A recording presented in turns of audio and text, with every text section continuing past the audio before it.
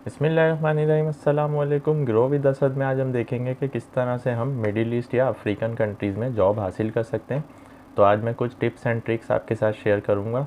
अगर आप इनको अप्लाई करें तो पॉसिबल है कि आप भी मिडिल ईस्ट या अफ्रीकन कंट्रीज़ में जॉब हासिल कर सकते हैं। सबसे पहले तो ये कि आपको टाइम देना होगा। जिस तरह से आप फेसबुक को, ट्विटर को या इंस्टाग्राम को या अपने सोशल नेटवर्क को टाइम देते हैं, उसी तरह से आपको एक मखसूस टाइम देना होगा जॉब सर्च करने में और जो मैं ट्रिक्स आपको बताऊंगा उनको अप्लाई करने में। अच्छा, उसके बाद आपको ये देखना होगा, आपको इस बात पे सर्चिंग करनी होगी नेट पे जाके कि जो भी आपकी जॉब फील्ड है, आप टीचर हैं, इंजीनियर हैं, डॉक्टर हैं, हज़ारों फील्ड हैं, जिस फील्ड में भी आपका एक्सपीरियंस है, जिस फील्ड में भी आप जॉब कर रहे हैं और जॉब सर्च कर रहे हैं या करना चाहते हैं, उसका स्कोप कितना है उन कंट्रीज़ में। मसलन आप चाहते हैं कि आपको सऊदीया में टीचिंग की जॉब मिल जाए, या आप चाहते हैं कि आपको नाइजीरिया में इंजीनियर की जॉब मिल जाए, तो आपको ये देखना होगा कि वहाँ पर उस चीज़ का स्कोप कितना है, यानी उस मार्केट में उसकी रिक्वायरमेंट भी है या नहीं, वरना फिर वो टाइम वेस्ट होगा, आपको कोई रिस्पांस नहीं आएगा।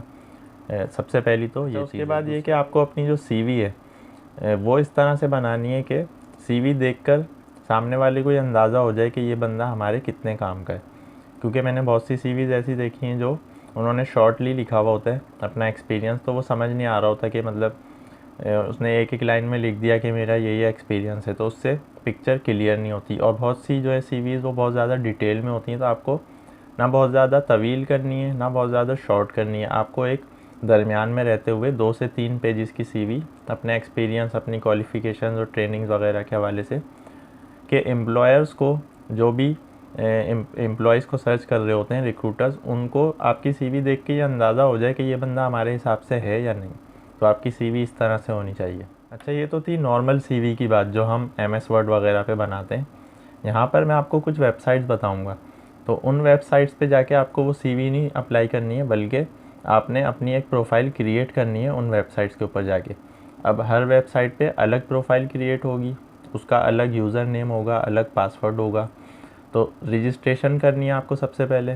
फिर आप अपनी सीवी से भले कॉपी पेस्ट कर सकते हैं कि मसलन आपका जो एक्सपीरियंस आपने सीवी में मेंशन किया हुआ है, आप उसको कॉपी करके वहाँ पर जाके पेस्ट कर दें। लेकिन हर वेबसाइट पर, जो कुछ मैं वेबसाइट्स आपको बताने जा रहा हूँ, उसमें हर वेबसाइट पे आपकी प्रोफाइल इस तरह से होनी चाहिए कि आपकी पिक्चर होनी चाहिए, आपकी कॉन्टैक्ट डिटेल्स होनी चाहिए, आपकी क्वालिफ़िकेशन, ट्रेनिंग्स की डिटेल होनी चाहिए, और आपका जो एक्सपीरियंस है वो हाईलाइट होना चाहिए, ताकि एम्प्लॉयर्स को आपकी प्रोफाइल देखकर ये पता चल जाए कि हाँ, ये हमारे हिसाब से, हमारी रिक्वायरमेंट के हिसाब से बंदा पूरा उतर रहा है या नहीं। और यहाँ पे एक बात मैं बताता चलूँ कि बहुत से लोग जो लिंक्डइन पे अक्सर जॉब्स के नीचे कमेंट्स कर रहे होते हैं इंटरेस्टेड और यस और नो, तो ये सब टाइम वेस्ट है, इससे आपको कोई भी रिस्पॉन्स नहीं मिलने वाला। तो लिंक्डइन का जो इस्तेमाल है वो अक्सर लोगों को सही आता ही नहीं है कि उससे किस तरह से हमें जॉब सर्च करनी है और किस तरह से अप्लाई करना है। तो लिंक्डइन का एक अलग टॉपिक है, उसको मैं अभी यहाँ डिस्कस नहीं कर रहा। लेकिन लिंक्डइन पे आप जो जाके कमेंट्स कर रहे हैं जॉब्स के नीचे कि I am interested, please review my profile, तो उससे आपको कोई भी रिस्पांस नहीं आने वाला। आपको प्रॉपर तरीके से कोई भी जॉब होती है। अच्छा, सबसे पहली बात तो ये कि लिंक्डइन पे तकरीबन आधी जॉब्स जो हैं वो फेक होती हैं और आधी रियल होती हैं। तो आपको ये पता होना चाहिए कि कौन सी रियल है, कौन सी फ़ेक है। इसके लिए आपको पूरी एक वर्किंग करनी होती है, वो एक अलग टॉपिक है। तो जो मैं तरीक़ेकार आपको बता रहा हूँ उसमें आपको थोड़ी सी मेहनत करनी है, अपनी प्रोफाइल को अच्छे तरीके से बनाना है, और उसके बाद फिर हम अप्लाई की तरफ जाएंगे। तो यहाँ पर सबसे पहले तो आप वेबसाइट्स को नोट कर लें। अगर आप ऑयल एंड गैस इंडस्ट्री में जॉब सर्च कर रहे हैं या करना चाहते हैं, तो सबसे अच्छी जो वेबसाइट्स हैं वो रिगज़ोन है, फिर oil and gas job search है, फिर ऑयल एंड गैस पीपल है, और इसके अलावा भी और कुछ वेबसाइट्स हैं। ये बहुत ज़्यादा यूज़फुल वेबसाइट्स हैं जो मैं आपको बता रहा हूँ। उसके बाद जनरली अगर हम बात करें तो बैथ.com है, नौकरीगल्फ.com है, गल्फ टैलेंट है, मॉन्स्टर गल्फ है। इसके अलावा फिर आप डायरेक्ट गूगल पे भी जाके सर्च कर सकते हैं। गूगल पे आप कीवर्ड्स के ज़रिए से सर्च कर सकते हैं।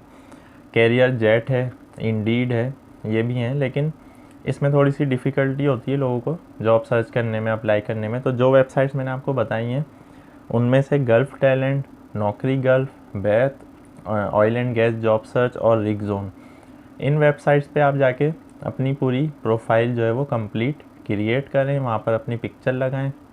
आपकी प्रोफाइल 90 to 100% यानी इसके दरमियान में होनी चाहिए, कोशिश करें कि 100% तक हो। क्योंकि जो एम्प्लॉयर्स होते हैं वो अनकम्प्लीट प्रोफाइल को तरजीह नहीं दे रहे, तो वो उन्हीं प्रोफाइल्स को देखते हैं जो 100% के करीब करीब होती हैं, 98, 99, 100% या 95 तक भी आप कंसीडर कर सकते हैं। अगर आपकी प्रोफाइल 70 या 80% कम्प्लीट हुई हुई है तो फिर वो आपको जो है शॉर्ट लिस्ट में आना बहुत मुश्किल होगा आपकी CV का। अच्छा, फिर जब आप इन वेबसाइट्स पे जाके जॉब सर्च करेंगे, कंट्री वाइज करें या आप जॉब टाइटल के ज़रिए करें, तो वहाँ पर आपके सामने बहुत सारी जॉब्स आएंगी। तो उसमें सबसे पहले आपको देखना है कि वो जॉब एक्सपायर तो नहीं हो गई, क्योंकि अक्सर जॉब एक्सपायर हुई हुई होती हैं तो उनके नीचे डेट मेंशन होती है।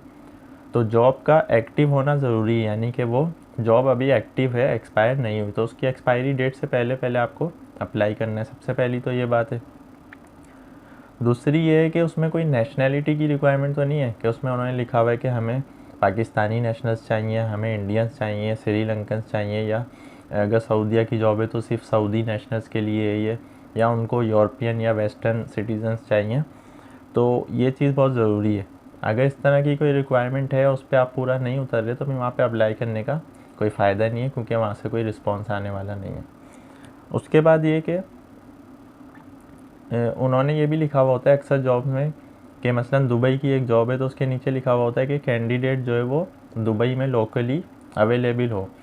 तो अगर आप उस वक्त दुबई में हैं और दुबई की इस जॉब पे अप्लाई कर रहे हैं तो सही है, लेकिन अगर आप पाकिस्तान में, इंडिया में या किसी और कंट्री में तो फिर ऐसी जॉब पे अप्लाई करने का कोई फ़ायदा नहीं, क्योंकि उनको वही बंदा चाहिए जो उस वक्त उनके कंट्री में मौजूद है। उसके बाद जो सबसे काम की टिप मैं आपको बताने वाला हूँ वो ये है कि आप जब भी जॉब की रिक्वायरमेंट्स पढ़ें तो कोशिश करें कि अप्लाई करने से पहले अपनी प्रोफाइल को उस जॉब रिक्वायरमेंट्स के साथ मैच करें। यानी कीवर्ड्स के ज़रिए से आप मैच कर सकते हैं कि उनकी जो रिक्वायरमेंट्स है उसमें ये लिखा हुआ है, तो आप देखें कि आपकी CV में उसी तरह के वर्ड्स हैं या आपकी CV बिल्कुल अलग है उससे।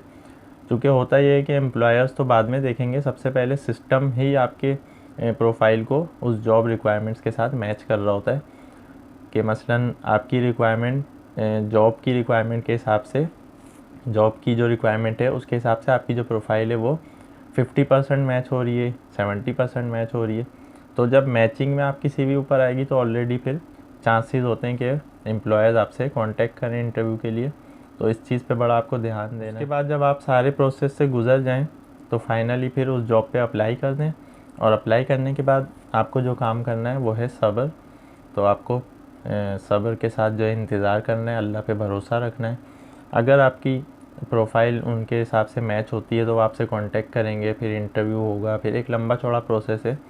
लेकिन ये यहाँ तक का जो मैंने बताया वो सिर्फ जॉब को अप्लाई करने तक का। यहाँ पर ये बात भी आपको मैं बताता चलूँ कि कुछ कंपनीज़ ऐसी होती हैं जो 6-6 महीने बाद कांटेक्ट करती हैं, कुछ ऐसी होती हैं जो अगले दिन ही कॉल आ जाती है। आज आपने अप्लाई किया, नेक्स्ट डे ही आपके पास कॉल आ गई कि जी हमें इस तरह से रिक्वायरमेंट है, आपका इंटरव्यू है। तो बहुत सी कंपनीज़ एक महीने के अंदर या एक हफ़्ते के अंदर भी जो है वो डिप्लॉयमेंट कर लेती हैं कैंडिडेट्स की, और बहुत सी जो है वो 3 महीने 4 महीने कुछ टाइम लगता है। लेकिन ये उस वक्त है जब आपकी CV शॉर्ट लिस्ट हो गई है, आप इंटरव्यू में क्लियर हो गए, तो फिर वो प्रोसेस में थोड़ा सा टाइम लगता है। तो आपको सब्र रखना बहुत ज़रूरी है जॉब अप्लाई करने के बाद। ऐसा नहीं है कि जहाँ पे भी आप अप्लाई करेंगे फ़ौरन ही आपके पास रिस्पांस आ जाएगा। आपको अपना काम कंटिन्यू जारी रखना है, उसके बाद आपको वेट करना है कि कहाँ से रिस्पांस आता है। अच्छा, 3 बेसिक चीज़ें हैं जो आपके अंदर होना ज़रूरी हैं बाहर जाने के लिए, यानी आप अपने कंट्री से दूसरे कंट्री में जाके जॉब करना चाह रहे हैं। तो सबसे पहले आपकी जो इंग्लिश कम्युनिकेशन है वो अच्छी होनी चाहिए। इसका मतलब ये नहीं है कि आपकी इंग्लिश बहुत ही ज़्यादा अच्छी हो। आपकी इंग्लिश कम्युनिकेशन अच्छी होने का मतलब ये है कि आप बात समझा भी सकें और समझ भी सकें। क्योंकि अक्सर लोगों के साथ ये प्रॉब्लम होता है कि वो सामने वाला क्या कह रहा है उसके मतलब को ही नहीं समझ रहे होते, फिर अपनी बात भी नहीं समझा पा रहे होते। तो कम्युनिकेशन जो है वो दोनों चीज़ों का नाम है, यानी सुनने का भी और बोलने का भी। तो आपने अपनी इंग्लिश कम्युनिकेशन ऐसी रखनी है कि आप अपनी कोई भी बात किसी को बताना चाहते हैं या समझाना चाहते हैं तो वो इजीली उसको समझा सकें और सामने वाले की बात सुन सकें और समझ सकें। दूसरी चीज़ कंप्यूटर स्किल्स हैं जो बेसिक आपके अंदर होनी चाहिए, और आजकल मोबाइल्स की वजह से हर कोई जो है वो ये सारी चीज़ें समझ लेता है। लेकिन मोबाइल और कंप्यूटर को अगर हम कंपेयर करें तो कंप्यूटर या लैपटॉप को मैं ज़्यादा तरजीह देता हूँ इस मामले में। जब भी आप जॉब अप्लाई करें तो प्रॉपर तरीके से लैपटॉप या कंप्यूटर के ज़रिए करेंगे तो उसमें ज़्यादा क्लियर होती है। और तीसरी जो चीज़ है वो है आपका पैशन, यानी आपका जज्बा, आपका शौक़। आप ऐसे ना हो कि किसी और पे रिलाई करके बैठे हों कि मसलन मेरा एक दोस्त है वो बुला लेगा या कोई मुझे साथ लेके चला जाए। तो इस तरह का बाहर की जॉब्स में बिल्कुल भी इस तरह की चीज़ जो है वो नहीं चलती। आपको इंडिपेंडेंटली ही अप्लाई करना होगा और इस बात के लिए अपने आप को तैयार करना होगा कि आपको अकेले ही जाना है। तो ये मेरी टिप्स एंड ट्रिक्स थी जो मैंने आपको बताई हैं। अगर आप जॉब सर्च कर रहे हैं मिडिल ईस्ट या अफ्रीकन कंट्रीज़ में, तो आप मेरी भी कुछ ट्रिक्स को लेकर अप्लाई कर सकते हैं और देख सकते हैं कि उससे आपको क्या रिस्पॉन्स आ रहा है। अच्छा, मिडिल ईस्ट की जब हम बात करते हैं तो मिडिल ईस्ट एक बहुत बड़ा रीजन है। बहुत से लोग समझते हैं इसमें सिर्फ जीसीसी कंट्रीज़ आते हैं, ऐसा नहीं है। जीसीसी में तो 6 कंट्रीज़ हैं जो सऊदीया, यूएई, ओमान, कतर, कुवैत और बहरीन। लेकिन मिडिल ईस्ट की जब हम बात करते हैं तो उसमें यमन, शाम, इराक, लबनान, जॉर्डन, फिर अफ्रीका के कुछ कंट्रीज़ हैं जो अरब कंट्रीज़ हैं, मसलन सोमालिया, इसी के साथ जिबूती, और फिर अफ्रीका भी एक बहुत बड़ा रीजन है। तो अफ्रीका के भी अक्सर कंट्रीज़ में जॉब आजकल बहुत हैं।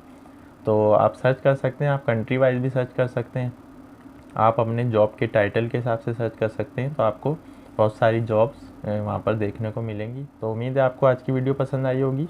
लाइक और शेयर करना ना भूलें। ग्रो विद असद में इसी तरह की वीडियोस मैं आपके लिए लेके आऊँगा जो आपके फ्यूचर में काम आने वाली हैं। अल्लाह हाफिज़।